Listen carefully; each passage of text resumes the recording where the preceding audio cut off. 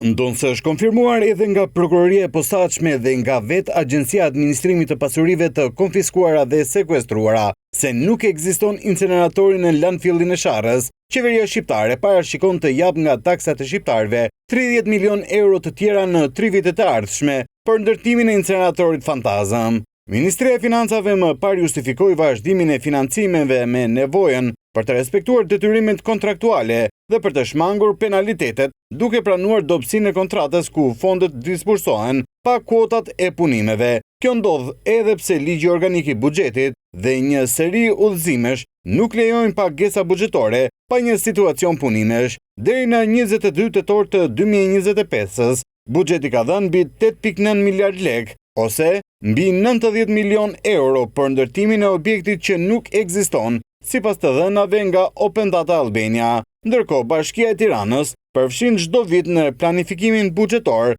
shumë të konsiderueshme për shërbimin e pastrimit dhe menaxhimit të mbetjeve, ndërsa kontrata e inceneratorit parashikohet të përfshijë edhe fazën e djegjes me prodhimin e energjisë, fazë që ende nuk ka nisur dhe deri më tani ka djegur vetëm fondet publike. Kontrata e inceneratorit të projektuar në Tiranë është aktive dhe financohet përmes një koncesioni 30 vjeçar me vlerën 128 milion euro, shumë kjo që alokohet tërësisht deri në vitin 2028 dhe deri më tani janë dhënë më shumë se 70% e fondeve. Për vitin 2026, qeveria shqiptare ka parashikuar 120 milion euro fatura për 11 kontrata koncesionare aktive, ndërkohë koncesionet në shëndetësi, që janë po ashtu në hetim nga SPAK, për vitin 2026 do të marrin rreth 40 milion euro për 4 kontrata koncesionare.